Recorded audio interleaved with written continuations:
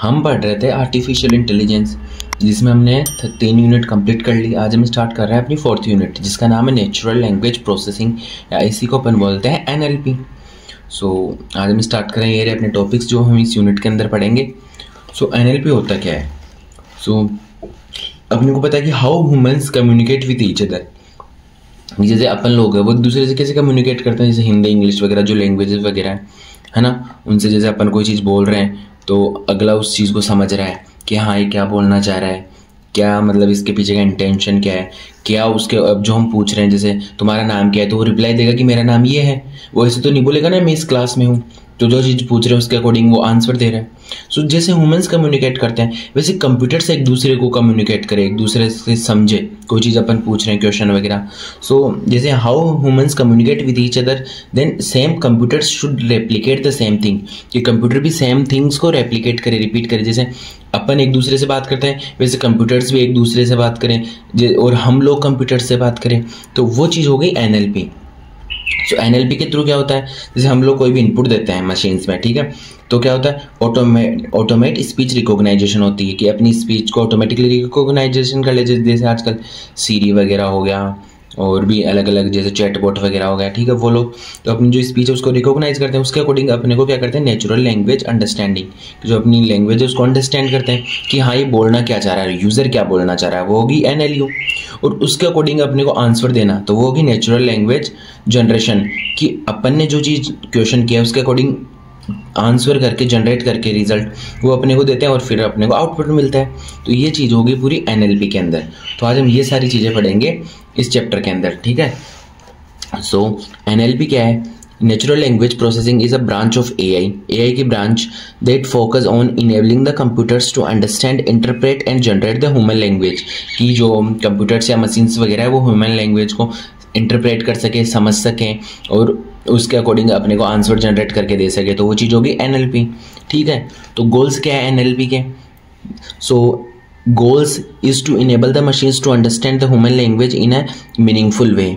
क्या क्या चीज़ें होंगी, जैसे लैंग्वेज अंडरस्टैंडिंग, कि जो लैंग्वेज वगैरह अपनी उसको समझ सके, वो लैंग्वेज जनरेशन, जो अपनी लैंग्वेज को समझ के उसके अकॉर्डिंग अपनी लैंग्वेज में आंसर जनरेट कर सके, तो language generation. Then machine translation, कि अपनी जो लैंग्वेजेस वगैरह उसको मशीन के अकॉर्डिंग ट्रांसलेट करना। Sentiment analysis and emotion detection, कि अपन कोई चीज़ पूछ रहे हैं तो उसके पीछे का इमोशन क्या है वो चीज़ डिटेक्ट करना। Information retrieval and text summarization, ठीक है, जैसे जो अपनी इन्फॉर्मेशन वगैरह अलग अलग जगह से उसको रिट्राइव करना और उसके अकॉर्डिंग अपने को प्रोवाइड करवाना समरी वगैरह के फॉर्म में। Then speech recognization and synthesize, जैसे क्या बोलते हैं स्पीच वगैरह को रिकॉग्नाइज करना। जैसे आजकल अपन गूगल असिस्टेंट वगैरह पे कुछ भी बोलते हैं तो वो अपनी स्पीच को रिकॉग्नाइज करके कन्वर्ट कर देता है उसको टेक्स्ट के फॉर्म में, वो चीज़ हो गई। जैसे conversational AI, question answering and knowledge extraction, जैसे ChatGPT वगैरह में। And enhancing the human productivity and personalization and recommendation system. ये सारी चीज़ें होगी गोल्स ऑफ NLP, ठीक है।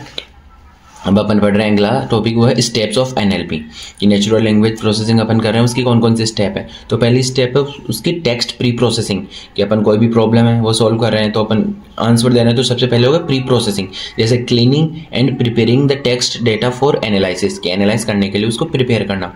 सेकंड हो गया अपने पास सिंथेटिक एनालिसिस, ठीक है। सिंथेटिक बोले तो उसका स्ट्रक्चर क्या है, अंडरस्टैंडिंग द सेंटेंस स्ट्रक्चर। फिर होगी सिमेंटिक एनालिसिस, कि उस स्ट्रक्चर के जो अपन जो सेंटेंस वगैरह दे रहे हैं उसके पीछे का मतलब क्या है, मीनिंग एक्सट्रैक्शन, वो होगा सिमेंटिक। फिर होगा फीचर इंजीनियरिंग एंड वेक्टोराइजेशन, जैसे converting the text into the numerical format for machine learning models, जो अपना क्या बोलते हैं जो टेक्स्ट है उसको ना न्यूमेरिक फॉर्म में कन्वर्ट करना ताकि मशीन उसको समझ सके। फिर हो गया model selection and training, applying the machine learning और deep learning models to process the text. जो मशीन लर्निंग और डीप लर्निंग है ना उसके अकॉर्डिंग जो मॉडल्स वगैरह है उनको अप्लाई करना। और फिर लास्ट हो गया अपने पास NLP application and post processing, की प्रोसेसिंग के बाद की जितनी भी स्टेप्स है, deploying the models for the various task. ये होगी अपने स्टेप्स। अब अगला टॉपिक है अपने पास डिस्कोर्स नॉलेज एंड प्रेगमेंटिक नॉलेज, ठीक है।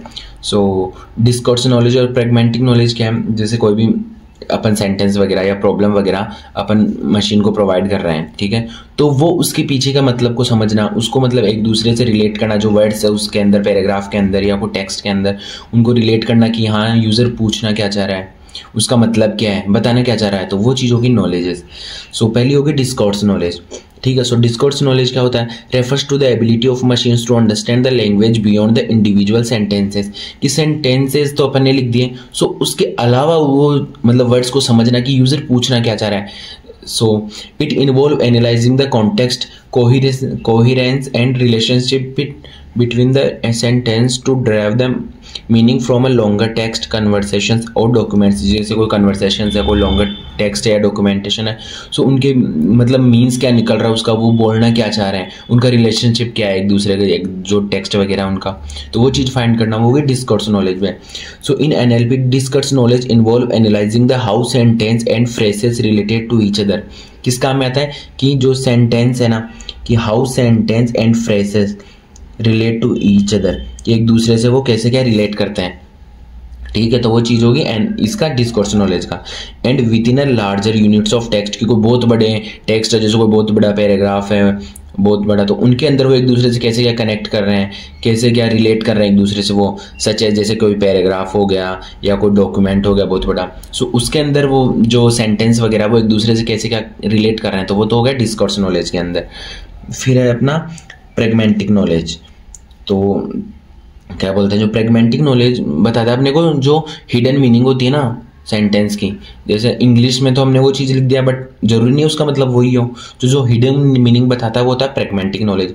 सो ability of system to understand and interpret the language based on context, speaker intent and real word knowledge. Means वही है, एक डिस्कोर्स नॉलेज का ये मतलब आगे का पार्ट है, बट वही है कि इसमें जो मीन्स मतलब एग्जैक्ट जो सेंटेंस है उसका मतलब नहीं, उसके पीछे का जो हिडन मीनिंग है ना वो बताता है।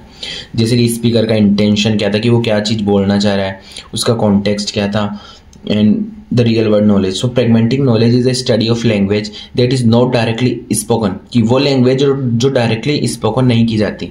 इंस्टेंट स्पीकर हिंट्स, कि स्पीकर क्या करता है, या तो उसके रिलेटेड कोई चीज़ हिंट देता है या सजेस्ट करता है a meaning, and listener assume the intention, और जो हम लोग हैं ना लिसनर या मशीन्स है वो उस चीज़ को समझे और उसके अकॉर्डिंग अपने को आंसर दें। जैसे एग्जाम्पल के थ्रू आपको समझ में आएगा, कि एग्जाम्पल अपने पास कि will you crack open the door, I am getting hot, कि मुझे गर्मी लग रही है, तो तुम इसका, जैसे ये इंग्लिश वर्ड है, इसका अगर हिंदी देखे तो क्या होगा कि दरवाजे को तोड़ दो मुझे गर्मी लगी है, तो क्या दरवाजे को तोड़ दो कि गर्मी लगी है, तो इसका मतलब क्या है कि दरवाजे को थोड़ा सा खोल दो मुझे गर्मी लगी है। तो उसका इंटेंशन क्या है, वो चीज़ मशीन समझ सकें, क्योंकि मशीन्स को भी हम एआई की आर्टिफिशियल इंटेलिजेंटली उनको कन्वर्ट कर रहे हैं कि जैसे ह्यूमन इंटेलिजेंस हो उनमें भी, जैसे हम लोग समझ लेते हैं कोई चीज़, तो मशीन्स को भी वो नॉलेज प्रोवाइड करवाना।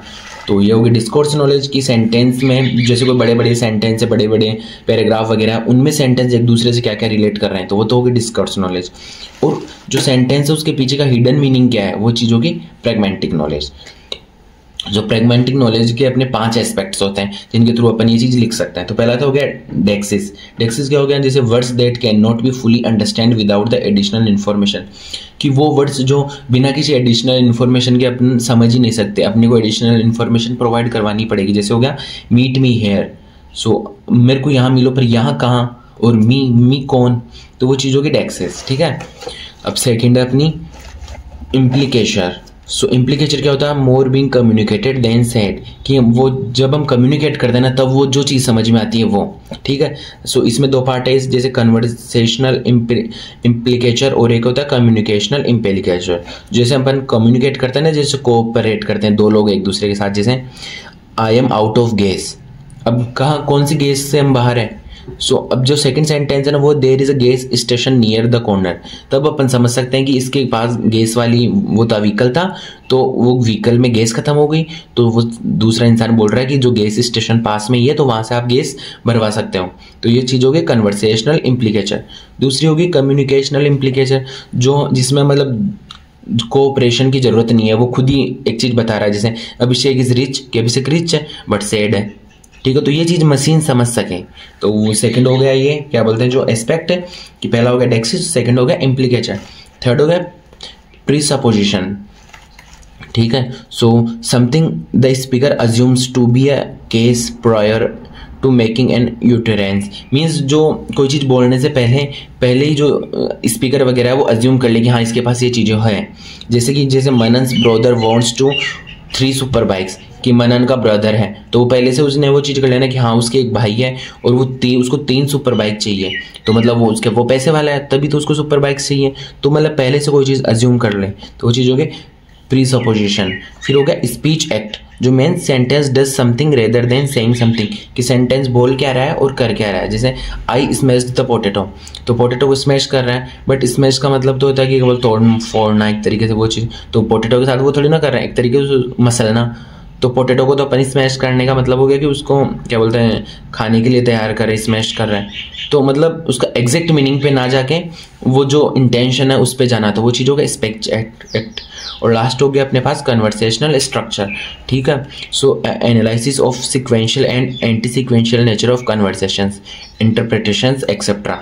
तो ये सारे हो गए अपने पास प्रेगमेंटिक एंड डिस्कर्स नॉलेज और प्रेगमेंटिक नॉलेज के 5 एस्पेक्ट्स। Thank you.